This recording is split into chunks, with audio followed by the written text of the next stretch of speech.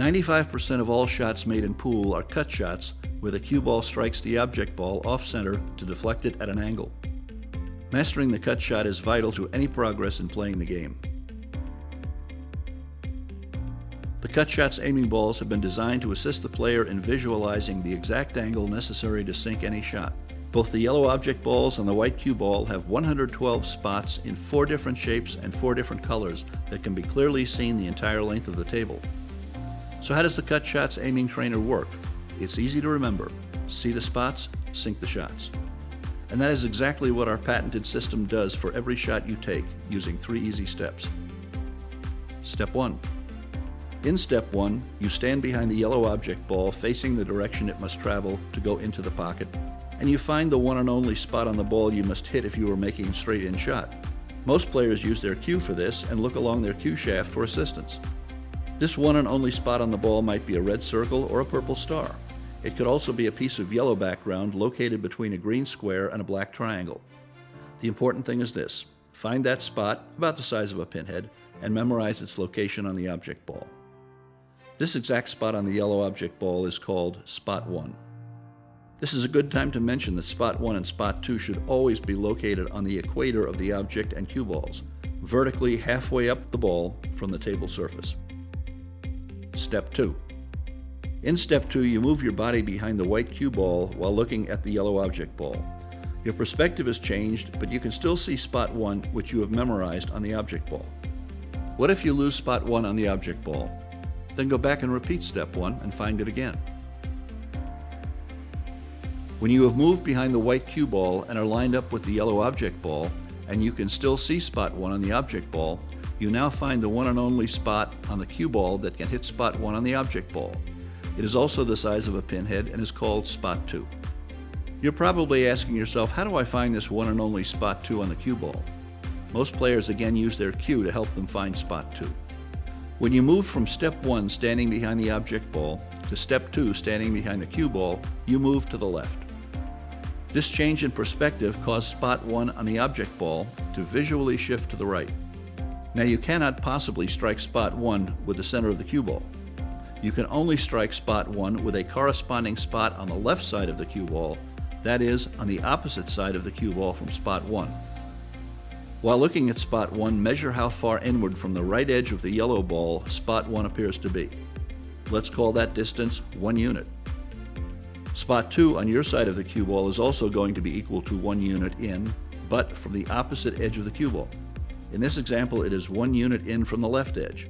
And so, Spot 2 on the cue ball is the exact point that must strike Spot 1 on the object ball to sink the shot. There is a principle at work here that we call equal and opposite, and it is how you find Spot 2 on the cue ball. Spot 2 on the cue ball is equal distance from the opposite side, as Spot 1 is from the edge of the object ball. Again, this pinhead-sized spot might be one of the colored shapes, or it might be a piece of white on the cue ball, close to 2 or 3 colored shapes. Congratulations! You've completed Step 1, finding Spot 1, and Step 2, finding Spot 2. Once again, Spot 1 and Spot 2 should always be located on the equator of the object and cue balls, vertically halfway up the ball from the table surface. Step 3. In Step 3, you slightly shift your cue's position and take the shot.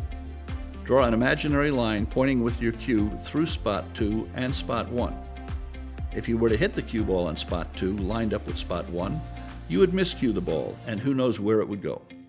To avoid this, you must make a parallel shift with your whole cue so that it strikes the center of the cue ball without changing the direction of the shot away from Spot 1. It is important that you make a parallel shift of your bridge hand and the full length of the cue so you strike the center of the cue ball. Do not move your whole body, just slide the bridge hand to the side, keeping your cue parallel. Now take the shot along this second imaginary line, which is parallel to the line through Spot 2 and Spot 1, using a good medium stroke. Be sure to keep your eyes focused on the Spot 2, Spot 1 line, and not on the cue or its second imaginary line. Spot 2 will strike Spot 1 and you will sink the shot. See the spots, sink the shots. It's that easy. Will you make every shot every time? No. It's going to take some practice to get the hang of it.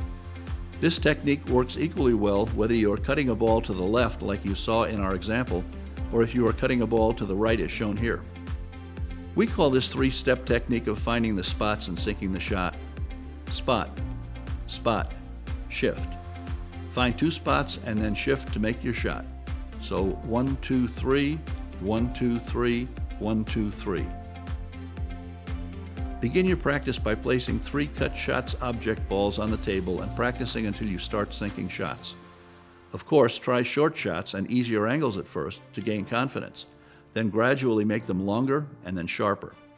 To make your practice times even more productive, add an additional 4 object balls, so you have 7 object balls on the table.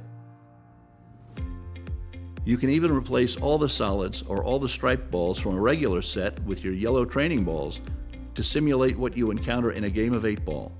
And you can play a full game of 8-ball against an opponent with the full set of 8 CutShots balls.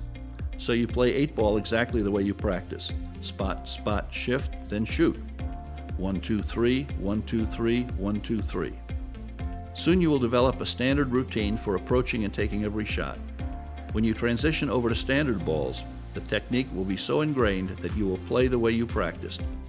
Replace the CutShots cue ball first, and only later the CutShots object balls. Thanks for taking the time to view the CutShots video, and enjoy your progress. CutShots are best used by beginners to get good shooting right from the first time. But CutShots are also excellent for experienced players whose game has gone into a slump. Just put your normal routine aside for a few practice sessions with CutShots. Your game focus and your visual abilities should sharpen up. Then you can get back to winning your way.